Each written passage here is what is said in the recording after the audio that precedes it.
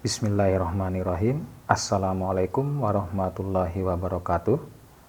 Pada kesempatan kali ini, saya akan membagikan tutorial cara mendaftarkan akun autor atau akun penulis bagi autor atau penulis yang hendak melakukan proses submit artikel ilmiah pada suatu laman OJS atau laman website jurnal ilmiah. Seperti yang kita ketahui, sebelum autor atau penulis melakukan proses submit, tentunya autor harus melakukan proses register atau mendaftarkan akun autor terlebih dahulu. Di sini saya menggunakan OJS Laparang sebagai bahan tutorial, di mana untuk OJS Laparang berjalan pada sistem OJS versi 2, sehingga untuk tutorial ini bisa diterapkan oleh penulis atau autor yang hendak mendaftarkan akun autornya pada laman OJS atau website jurnal ilmiah yang berjalan di sistem OJS versi 2. Oke, baik, kita mulai saja untuk tutorial pendaftaran akun. Nah, biasanya pada bagian header dari halaman utama OJS atau website jurnal akan terdapat tulisan register. Nah, nanti silahkan autor atau penulis klik tulisan register.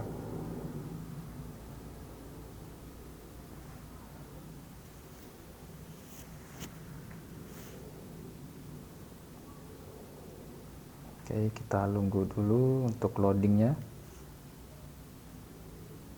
Oke, setelah itu kita akan dibawa ke halaman register, di mana pada halaman ini terdapat form isian yang harus kita isikan terkait dengan identitas autor atau penulis.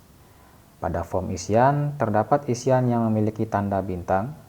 Pada bagian isiannya ada pula yang tidak memiliki tanda bintang. Oke, di sini untuk yang tanda bintang wajib untuk diisikan di bagian formulirnya. Sedangkan untuk yang tidak memiliki tanda bintang itu sifatnya pilihan. Jadi boleh diisi, boleh dikosongkan.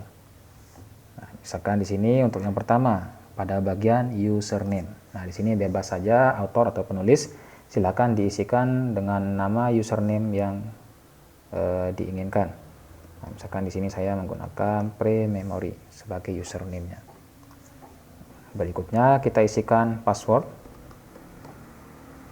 Nah, untuk password di sini harus terdiri minimal dari 6 karakter, tidak boleh kurang, boleh lebih, boleh 7, 8 ataupun lebih, yang penting dia at least atau minimalnya 6 karakter. Berikutnya pada bagian salutation di sini boleh dikosongkan kiranya tidak ingin diisi, karena sifatnya di sini adalah pilihan. Untuk salutation di sini biasanya adalah merupakan kata sapaan. Bisa Mr, bisa Miss, bisa Mrs, dan sebagainya. Oke, selanjutnya di sini saya lanjutkan di isian nama lengkap. Oke, pada nama lengkap di sini terdapat 3 bagian. First name yang memiliki tanda bintang, middle name yang tidak memiliki tanda bintang, dan last name memiliki tanda bintang. Nah, di sini isikan saja di bagian yang memiliki tanda bintang. Untuk middle name-nya boleh dikosongkan. Nah, ada aturan pengisian untuk nama lengkap, karena mengingat nama dari autor atau penulis ada yang hanya terdiri atas 1 kata, ada yang terdiri atas 2 kata, 3 kata, bahkan lebih. Oke, untuk yang nama 1 kata, misalkan di sini saya mengambil contoh nama penulisnya adalah pre-memory. Nah, misalkan di sini 1 kata. Nah, maka di bagian last name harus kita isikan dengan kata yang sama dari nama penulis tersebut, yaitu pre-memory di first name dan pre-memory di last name. Itu untuk nama penulis atau autor terdiri atas 1 kata. Nah, misalkan di sini nama autor atau penulis terdiri atas 2 kata. Oke, misalkan pre-memory 1 dan pre-memory 2. Maka di sini untuk yang kata kedua kita isikan di bagian last name. Untuk nama autor atau penulis yang terdiri atas 2 kata. Nah, lanjut bagaimana misalkan kalau untuk yang 3 kata ataupun lebih. Nah, misalkan di sini ada pre-memory 1, pre-memory 2 dan pre-memory 3. Maka kita ambil saja nih untuk kata yang ketiga dari nama autor tersebut yang kita isikan di last name. Jadi untuk yang kata pre-memory 2 tidak kita isikan di bagian middle name-nya. Jadi cukup kita isikan hanya yang di first name dan last name. Oke, itu demikian untuk yang pengisian nama lengkap. Selanjutnya di initial, nah, kita isikan saja di sini dengan huruf awal atau huruf depan dari kata nama autor tersebut. Karena di sini ada 3 kata, berarti saya ambil huruf depannya P3 semua, seperti ini. Berikutnya untuk gender disesuaikan. Kalau untuk yang penulis atau autornya perempuan, pilih yang female, F. Untuk yang autor atau penulis yang laki-laki, pilih yang male. Atau yang ada notasinya di sini dengan huruf M. Oke, untuk yang affiliation.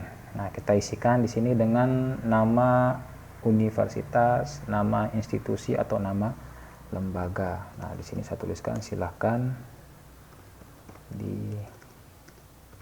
diisikan nama lembaga atau universitas atau institusi dari autor atau penulis yang bersangkutan. Misalkan universitas apa, institusi apa, dan sebagainya. Selanjutnya signature-nya di sini kita abaikan, lewatkan saja. Lalu untuk di email di sini karena memiliki tanda bintang wajib kita isikan. Nah, misalkan di sini prememory@gmail.com. Lalu kita isikan kembali dengan email yang sama di bagian confirm email. Nah, seperti ini. Untuk yang ORCID ID, kiranya author ataupun penulis sudah memiliki akun di ORCID, maka silahkan diisikan ID ORCID-nya pada bagian sini. Tapi karena di sini sifatnya pilihan karena tidak memiliki tanda bintang, jadi boleh diisi, boleh dilewatkan. Demikian pula di bagian URL-nya di sini, boleh dikosongkan. Di mana di sini saya isikan saja selanjutnya di bagian phone atau di nomor HP. Karena di sini memiliki tanda bintang, maka wajib untuk kita isikan.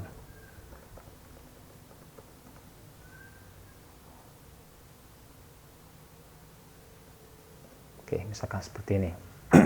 Saya tidak isikan nomor telepon sesuai dengan nomor telepon yang ada ataupun alamat email maupun nama autor, karena saya pernah membuat video yang sejenis, video yang sama sebelumnya dan sudah saya muat di konten di channel YouTube saya. Ternyata kena teguran oleh YouTube sehingga berujung penghapusan dengan alasan menyebarluaskan identitas. Nah, di sini makanya saya menggunakan kata pre-memory dan menggunakan nomor telepon yang seperti ini yang tidak sesuai dengan kebanyakan nomor yang seharusnya. Oke, selanjutnya untuk yang fax kita kosongkan saja. Mailing address-nya di sini kita kosongkan saja, boleh. Selanjutnya di bagian country di sini kita isikan negara kita, misalkan di sini Indonesia. Oke, seperti ini. Untuk yang bio statement boleh dikosongkan, boleh diisikan. Silakan nanti penulis atau autor diisikan misalkan asal program studinya atau jurusannya dan lain-lain di bagian bio statement. Nah, selanjutnya pada bagian confirmation. Nah, di sini apabila kita klik, maka proses pendaftaran ini terkait dengan username maupun password akan dikirimkan ke email yang terdaftar yang sudah saya tuliskan, misalkan di sini prememory@gmail. Jadi nanti untuk username yang sudah kita isikan maupun password yang sudah kita isikan di atas akan diinformasikan lebih lanjut pada email yang kita daftarkan. Oke, selanjutnya pada working language. Nah, kita isikan saja keduanya, kita checklist. Selanjutnya untuk di yang terakhir register as. Nah, pada bagian ini harap diperhatikan oleh autor karena biasanya autor hanya melengkapi bagian yang di atas ini saja, sedangkan di bagian bawah terkadang terlewat atau misalkan menggunakan default bawaan dari sistem OJS hanya terchecklist di bagian reader. Jadi kalau misalkan hanya terchecklist di bagian reader lalu diklik tombol register untuk menyelesaikan pendaftaran, maka ketika autor atau penulis tersebut login, nah, pasti tidak akan menemukan bagian new submission untuk melakukan proses submit dikarenakan autor atau penulis hanya mendaftar sebagai pembaca atau reader.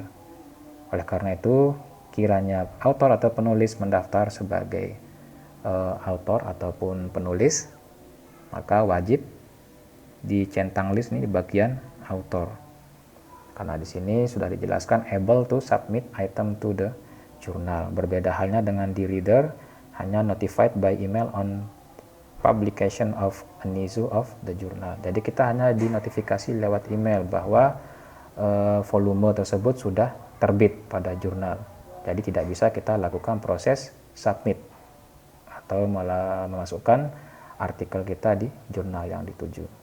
Oke, kiranya sudah dipastikan isiannya sudah sesuai dengan identitas author atau penulis yang bersangkutan, maka boleh lanjut diklik tombol register untuk menyelesaikan pendaftaran.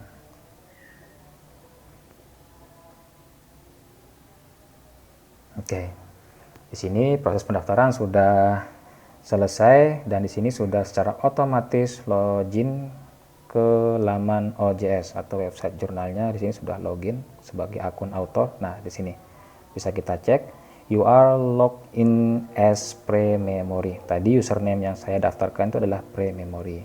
Jadi silahkan nanti author atau penulis tinggal menyelesaikan proses submit artikelnya di bagian new submission.